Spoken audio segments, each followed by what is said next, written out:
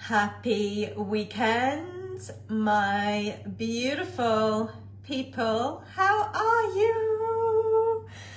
Oh, it's Rachel Glendinning, and I'm coming here with the good vibes, with my good mood, and I want to support you with this because a big part of really getting the things you want in life or one part of getting the things you want is, I should say rather than is training and getting really good at not faking, not pretending to feel good, but really wholeheartedly, truthfully feeling good, like feeling a deep satisfaction and fulfillment. I'll say those words again, feeling fulfilled and satisfied.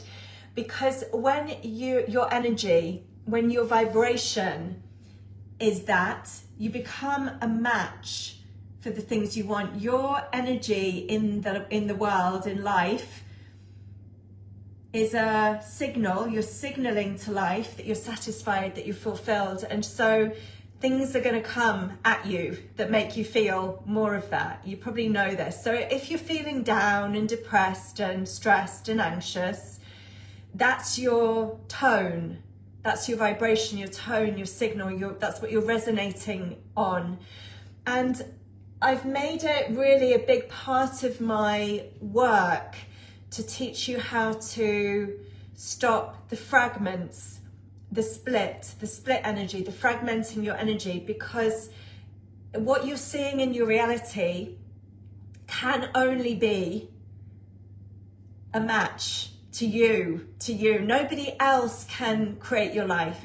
It's a personal power job. This is why the pillars of my brand are personal power, personal freedom, personal responsibility. And it's why I really want to say this, particularly to women and mums, maybe like me. I really have got very, very, very good at doing the things that make me feel good in my day. So I do not have my 9-year-old with me today, he's with his dad. But regardless, I make it priority that the things that I'm doing make me feel good. So today I started with an easeful morning, went to yoga with friends, coffee with friends, and then I had some work to do, been home. I've just come back from a lovely walk around my neighborhood. I made it absolutely my mission that my environment, the place that I live, nourishes me and inspires me and makes me feel good. So when I go out, I don't need to drive miles or go on holiday to feel good. I can step outside my door. And today it's a beautiful blue sky. Spring is here, it's really warm. And it reminded me, I walked down these particular streets near where I live, and it just reminded me 5 years ago when I did a tour, a recce, around this area where I'm living, in this town, in this county just outside London. It was what I fell in love with. The beautiful houses, the green of the trees. There's so much variety, diversity of plants, of trees, and with that blue sky, it just makes me feel good. And so I've been for a walk and I'm doing lots and lots of things that make me feel good. Now I'm going to give you, just for some of you that, are not in a good place, there's been times in my life when I was not in a good place. And I know what it's like when those patterns, those addictions even, have got a hold on you. I mean, I remember a long time ago, I found it hard to gain control of, like, I'd be comfort eating, eating foods to not want to feel the discomfort, those uncomfortable feelings of things in my reality that I didn't like. And this is just the game changer. So when you gain control, it's the work that I do in all of my containers with the women. I've got a small container for men, let me just say. I've decided to add that as I've worked at developing my business plan. But I'm standing here radiant, fulfilled, satisfied, moment to moment in my days, not needing to get somewhere else to feel good. I feel good here with, you know, the delicious food that I cooked for lunch, with the people I was with for yoga, with the cycle along the river in the sunshine, with then meeting friends for, you know, a lovely coffee, with just, I choose things. I'm in control.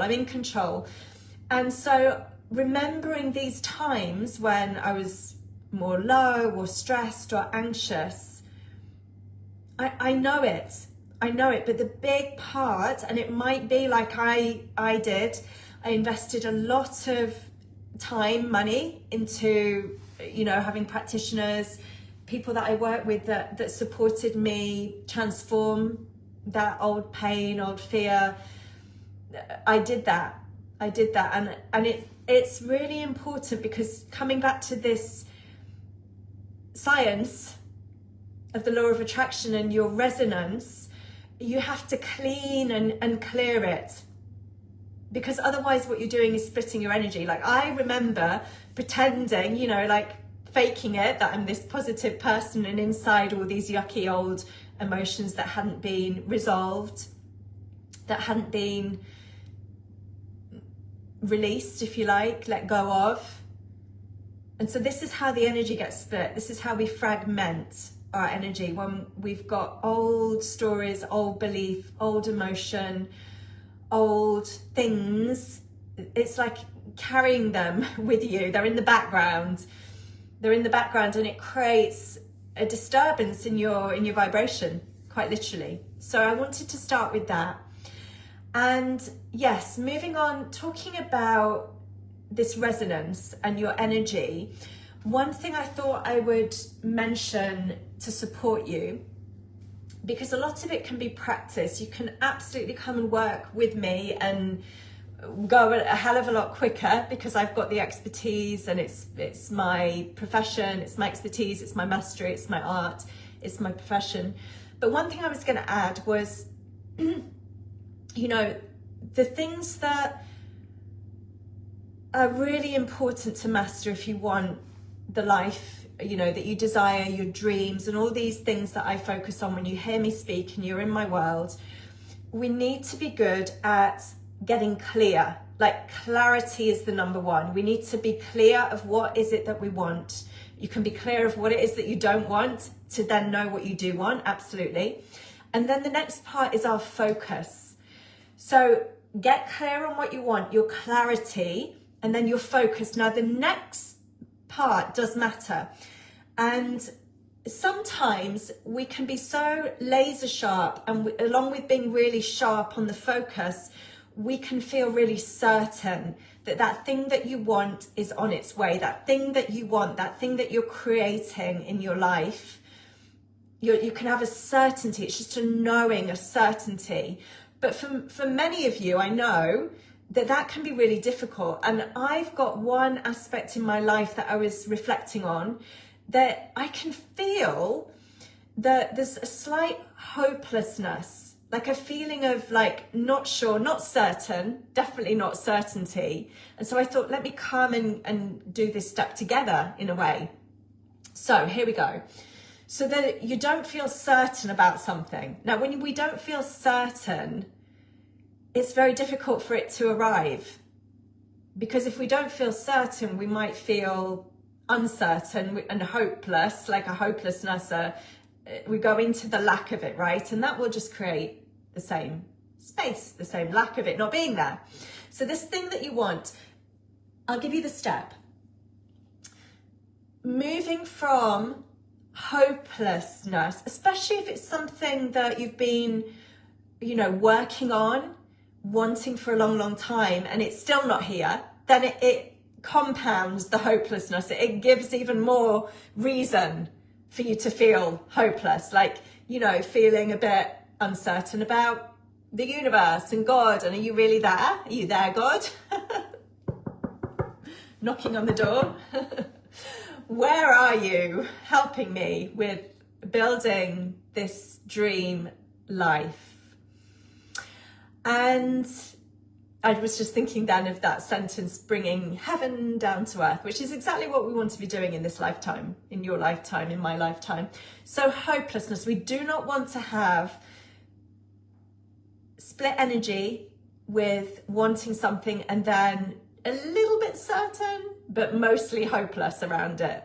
So can you practice today moving from hopelessness and training even a little bit of hope, from hopelessness to some hope, feeling hopeful. Hopeful is not the same as certain, you can hear. Like to have absolute surety, certainty in your being, in your bones, is not the same thing as feeling hopeful. But hopeful will get you there a little bit more. Hopeful is better than the hopelessness. So practice, because then what can begin to happen is when you start to practice the feeling of hopeful, and the thing about hopeful is quite similar to faith. Hope and faith are kind of in the same room. Now, faith, if you consider faith with me, and even hope, it moves us into trust and a feeling that perhaps there's this co-creation of life that we hear. Perhaps there is someone out there. Perhaps there is what you've heard, your soul, your spirit, your higher self, your guides, whatever, angels, whatever you believe in, whatever you can, dream of, believe in, whatever resonates with you. But it can start to bring in that co-creation, which, let me tell you, co-creation is a real thing. And trying to do this thing on your own in life, thinking that you have to prove yourself, you have to prove your worth as a human being before you can get the goodies, the treats of life. It's not this way. So absolutely, that hopelessness keeps you a bit in your ego, in the victim, in very much your, that self part of you that is not co-creating with life, is not believing in God, is not even connected with that source energy, life force energy, God, all these words. It doesn't matter what you want to use. And so when we move from hopelessness into hope, we can relax and bring in that creator with us. And then things can start to, coincidences. It's not by coincidence that there's a co in that word. An incidence that is co-created. Coincidence. It's a good word, right? Things can become like, oh, that's a coincidence. There's no coincidences. It's the co-creation when you get into working with life, being with life, trusting in life, having hope. So I hope that helps. Move yourself from hopeless into hope. And then you'll feel some other things that will be more certain because you've got the evidence and you've practiced and you've mastered it. But I really get that it's not that easy always just to become certain of this thing that you know that you want, and I'm certain it's on the way. It doesn't work like that all the time. So I was reflecting on this and I hope it helps you. I've got one more thing to support you with. Now, for most of us growing up, especially in the school system or in the system of life, to not experience, what would the word be? Negative experiences, to not experience conflict, to not experience pain or suffering or struggle. What most of us did at some point was we decided to fit in with a group of people, friends group, fit into our culture, fit into a culture of work, maybe, like your employment, the culture in your work. we really focused intentionally to fit in. And I'm going to tell you, you don't want to be fitting in. It comes from like a survival mechanism where fear is at the root, that if you don't fit in, you're going to be excluded. And absolutely, we did everything possible not to be excluded. It was very likely a good move as a child or as a young adult. It may be, you know, it was maybe a good move. It maybe supported you in some way. But what I'm going to say today, and just open a bit with me, is how about instead of this need to fit in, we think about belonging. And they're very different things, because for a start, you have to decide and choose that you belong somewhere. Nobody is going to make you feel that you belong. Often we need to decide that we belong. You know, for me and my business, I need to decide that I belong in the online space. Nobody's inviting me in necessarily. I need to decide that I belong. I need to decide that I belong in my community, that I belong. Because nobody can belong for you. You have to choose to belong somewhere. And here's the big juicy bit. When you decide that you want to belong, not fit in, fitting in is being the same as everybody. To fit in, if you remember, you paid attention to maybe what other people wore, what the trend was, how to fit in, how you do your hair, how you fit in, how you be the same. When we're choosing to belong, we want to stand out. I know. How many of you are afraid of standing out? Because if we don't stand out, we don't belong. We're fitting in. We're not belonging. To belong in life, to belong even in yourself, to really come home to yourself, means being yourself. And you're not like anyone else. So you're going to stand out, whether you like it or not. If you're truly, really being yourself, you should stand out. You should stand out. I hope that I stand out online because I don't try to be like anyone else, the way that I talk. But I do remember back in when I took a big, bold move and went self-employed and started my yoga business, when I first entered into the yoga world, I do remember trying to fit in. And when you try to fit in, you don't stand out. And you do yourself such a disservice. Like, that was not the peak of my business. You know, the peak of attracting my dream clients.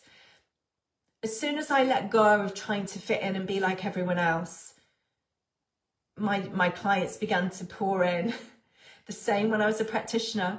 I even remember when I was first a practitioner in this new industry, I even remember my accent changed because I was studying with all foreign people, and my family noted, what's happened to your accent? The words that I spoke were, I don't know what happened to my accent and my words. Because I was trying to fit in. I was trying to do it like somebody else. And then there's fear. And granted, it might take us, it might take us a little while to then find our wobbly legs and let go of copying, your mentor or your teacher or whatever, and finding our own way. And once I got in my own lane and I chose the subjects that I loved and that I was good at, that were mine, belonged to me, not doing what my peers were doing. Again, the business just poured in because I stood out. You have to, if you're fitting in, you're not standing out. How can anyone find you? You don't want to fit in. You want to belong in the world. want to belong to yourself, in the world, to yourself, and to your soul family you want to belong. But if you're trying to fit in, you're not going to stand out and belong. You're fitting in. Okay? So, I hope that does help. Ooh, my jumper's a bit short today. Alrighty, so I have had some feedback in my, just people sending me messages like, it's my energy they love, it's that I make you feel relaxed. So this is useful feedback that I support you feeling relaxed, good. And again, let it be evidence for you that I can't come on and fake my energy. It is years and years and years of embodiment, of all the work that I do behind the scenes with my clients. And so if you want to come and be a client, you'll see in many of my posts now, I'm inviting you. Come and message me if you think this work is meant for you.